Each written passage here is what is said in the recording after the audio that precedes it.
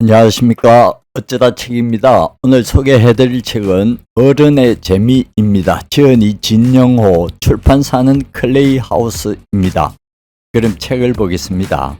아이들은 깍꿍놀이, 잡기놀이만 해도 저렇게 재미있어 하는데 왜 어른들은 재미있게 사는 게 이토록 어려울까?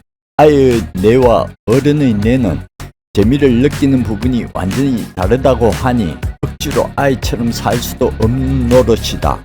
그렇다면 우리는 어디에서 재미를 찾아야 할까? 온갖 의무와 책임을 지고 있는 데다 타인의 시선이나 타인과의 비교에서도 자유로울 수 없고 나 자신이 무엇을 좋아하는지조차 제대로 알기 어려운 그야말로 복잡한 존재인 우리는 과연 어떻게 해야 조금 더 재미있는 삶을 살 수 있을까?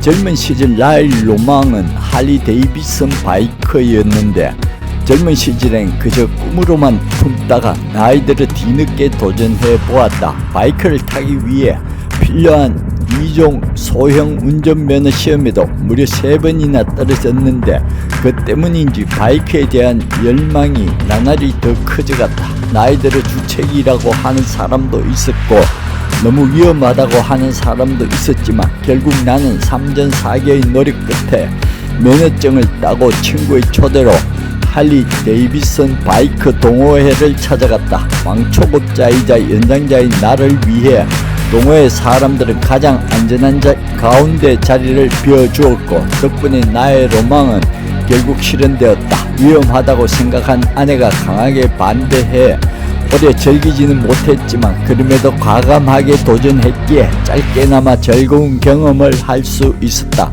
사회적 이름을 내려놓고 기꺼이 아마추어가 된다는 것, 한마디로 체면을 버리는 일이다. 과거에 이루어왔던 것이나 내가 잘하는 것만을 계속 붙잡고 있는 대신 서툴지만 한 인간으로서 내가 좋아서 할 수 있는 것을 즐겨보는 것이다. 백범 김구 선생은 백범일지에 칭찬에 익숙하면 비난에 마음이 흔들리고 대접에 익숙하면 푸대접에 마음이 상한다.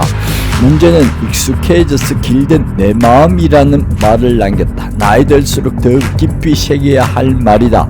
자신을 푸대접한다 여기기 전에 너무 대접받으려 한 건 아니었는지 돌아봐야 한다. 대접과 푸대접을 가리느라 신경을 곤두세울 시간에 조금만 즐거움을 찾는 게 훨씬 좋다. 동네 빵집에 들렀는데 마침 따끈따끈한 빵이 나왔다면 그걸로 행복한 것이다.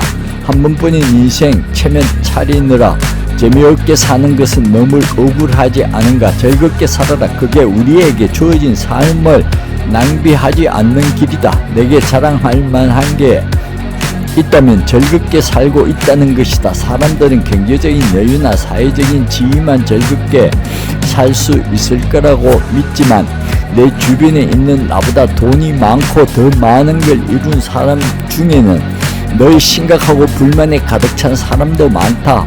부와 명예와 권력이 꼭 즐거움으로 기결되는 것은 아니었다. 물론 경제적인 여유나 사회적인 지위를 아예 무시할 수는 없겠지만 즐겁게 사는 데는 다른 요소가 더 필요하다. 그렇다면 삶을 즐겁게 만든 핵심 요소는 무엇일까? 그건 역시 일종의 태도다. 새로운 것에 대한 호기심과 즐거움을 찾으려는 적극성 그리고 즐거움을 음미할 수 있는 여유 말이다. 즐거움을 위한 이런 태도는 삶을 더 좋은 쪽으로 이끈다. 잘 산다고 꼭 즐거운 건 아니지만 즐겁게 살면 더 잘 살게 된다. 내 삶을 돌이켜보면 확실히 그렇다. 새로운 것에 대한 호기심과 일상의 사소한 부분에서도 즐거움을 찾으려 했던 태도 덕분에 고단한 직장 생활을 어떻게든 견딜 수 있었고 여유로운 태도 덕분에 좋은 인간관계를 쌓아갈 수 있었다.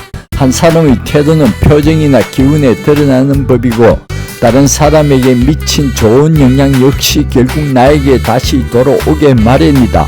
물론 나 역시 처음부터 그랬던 건 아니었다. 의식적인 노력을 꾸준히 한 결과였다. 사실 삶이 쉬운 사람은 없다. 누구나 실패하는 날이 좌절하는 날이 더 많다. 그때나마 나는 꼭 성공해서 위로 올라가야겠다는 마음보다 그저 조금 더 즐겁고 재미있게 살고 싶다는 마음을 키웠다. 그래서 반복적이고 길게 이어진 직장 생활 중에도 틈틈이 재미의 기술을 익혔다. 그러다 보니 나이가 들수록 세상살이가 재미있어졌다. 세상에 할 것도 새롭게 시도해볼 것도 보다 많았다. 그러자 시도하지 않는 사람에겐 절대 보이지 않는 세상이 펼쳐졌다. 일반적으로 우리 삶에서 가장 중요한 것을 꼽으라 하면 나, 가족, 일을 들 수 있다. 인생을 이 세 개의 다리로 지지하고 서 있다고 생각하면 된다. 그런데 이 세 다리 중 하나에 과도한 무게가 실리면 어떻게 될까? 단기적으로는 어느 한쪽에서 오는 만족감에 마비되어 짜릿한 기분은 느낄지 모르나 전체적으로 보면 균형을 잃고 뒤뚱뒤뚱 걷는 위태로운 상태가 된다. 예를 들어 젊은 시절 일에 빠진 사람들은 성과도 잘 내고 승진도 빠르며 금전적인 보상도 따르기에 성취감도 크고 자존감도 높을 수 있다. 하지만 어느 순간 일에서 삐끗하거나 건강을 잃거나 가족과의 관계가 소원해지는 등의 부작용이 터져 나오면 그제서야 자신의 삶이 크게 균형을 잃었음을 깨닫고 허망함을 느낀다. 일에 과하게 몰입한 자신에게 충고를 해준 사람이 없었다고 한탄하지만 사실 그 당시에는 누군가 충고를 했다 한들 제대로 들리지도 않았을 것이다.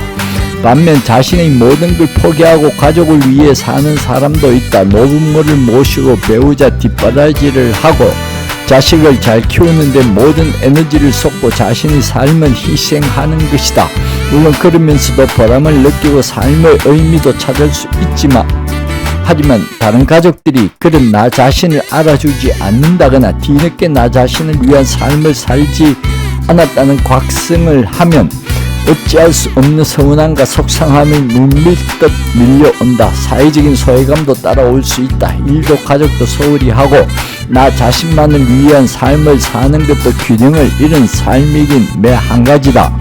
지나치면 이기심과 무책임이 될 수 있고 자신만을 위한 삶은 결국 고립으로 돌아온다. 타인과 세상에 공헌하지 못하는 삶에서는 의미를 찾기 어렵다. 나, 가족, 일, 이 세 가지에 모두 완벽해야 한다는 뜻이 아니다. 오히려 모든 걸 가질 수는 없으니 어느 정도 조금씩은 골고루 희생할 각오를 해야 한다.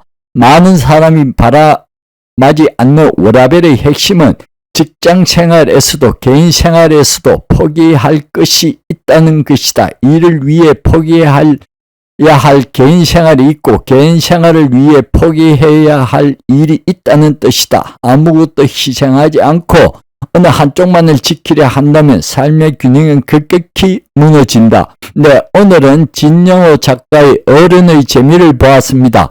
도움이 되셨다면 구독과 좋아요 부탁드립니다. 감사합니다.